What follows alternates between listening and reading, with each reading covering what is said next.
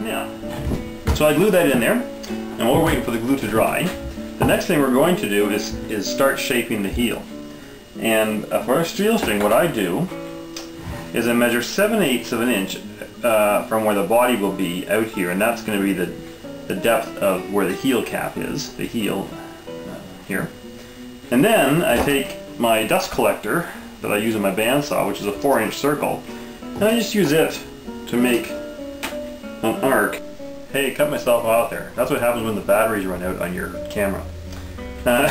Anyway, so I mark that arc with the 4-inch dust collector, and then I just rough cut it out on the bandsaw, staying, you know, 1/16 of an inch outside the line.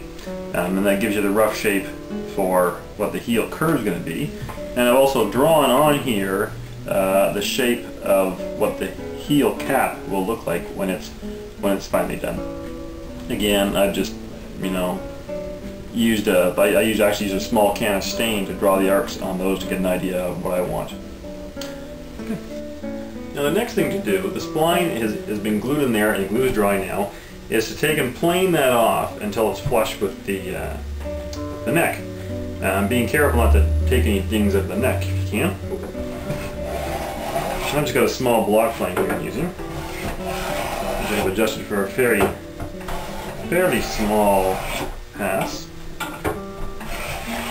Once I get down to close to the neck, I'll switch to a scraper blade.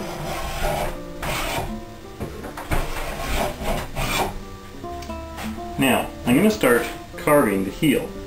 I've just got a simple 3/4 inch chisel here, which is nicely, just freshly sharpened. Learn how to sharpen your chisels. Now, the thing you'll notice as you're carving wood is you always have to pay attention which direction the grain's going. And I can tell just by starting to put the chisel in this direction that it's splintering badly.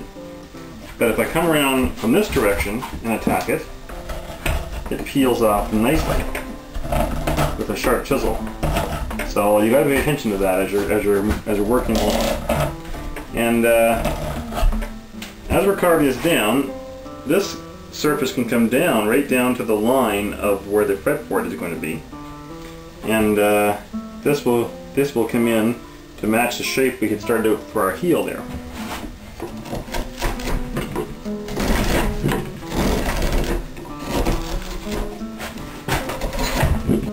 Now once I've gotten it roughed out sort of like that with the file, I'll start to use a rasp. I've got a curved rough rasp here.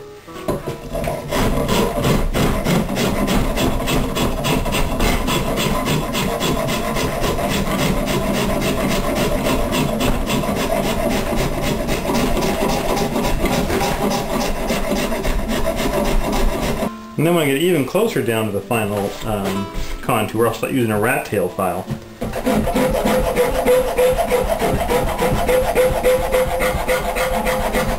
And I'm just working to try and create gentle curves and making sure that the two sides stay fairly even.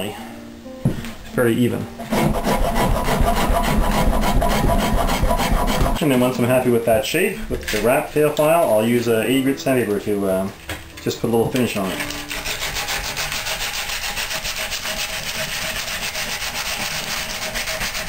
So, we're finally ready to put that veneer on that we talked about so long ago. With the heel shape, truss rod in, and all that kind of stuff done. So, as you recall, we had a piece of ash and a piece of walnut veneer.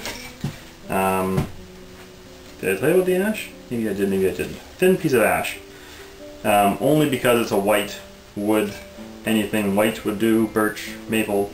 Any piece of veneer you can pick up white color, if that's what you want. It's purely decorative. So what I've done is the line here at the back of the nut, which is the line from the ankle to the flat, I've just marked that on the sides so I know where it is later on. Now we're going to glue these on, and just a line just a little bit past that line so they proceed a bit into where the nut space will be. Decide which space of your veneer, outside veneer, is going to be the one you want to see. And align that as well. and kind of decide how it's going to sit to look its best.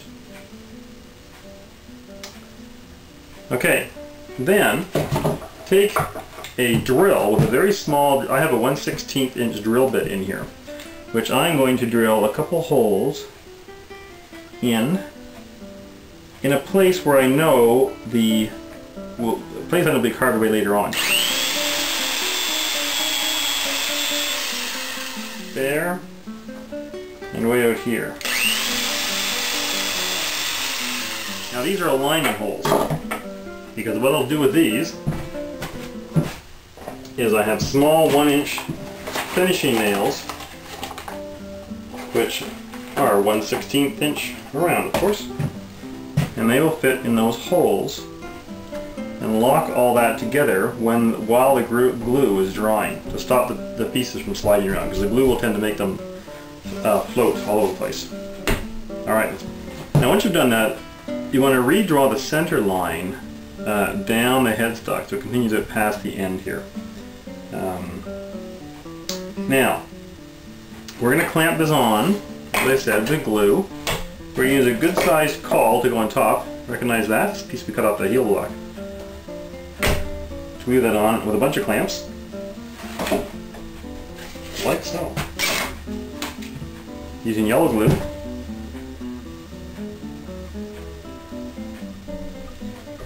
Now, one of the best ways I've found to spread glue around flat surfaces like this is with this rubber plastic putty spreader sort of thing. Does a great job of spreading glue on large flat surfaces quickly,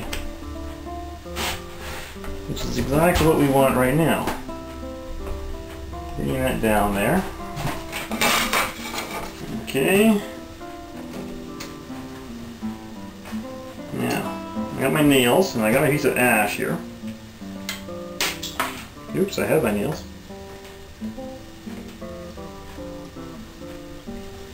Get that started in the hole.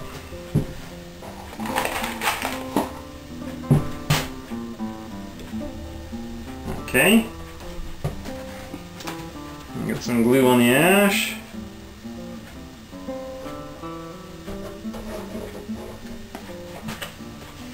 So, spread it around, same deal. Now the headstock is actually, like I said, we're going to cut a fair amount off the end of this. We're not really going to, I'm not too worried with the glue right up that end. But down at this end, towards the nut, I'm a little more interested in making sure we're really well covered here and even. Okay, just pull that nail out of there. Get it back in.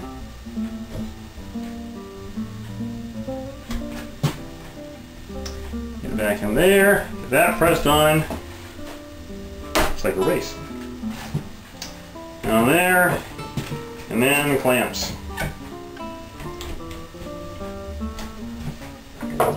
Lots of clamps.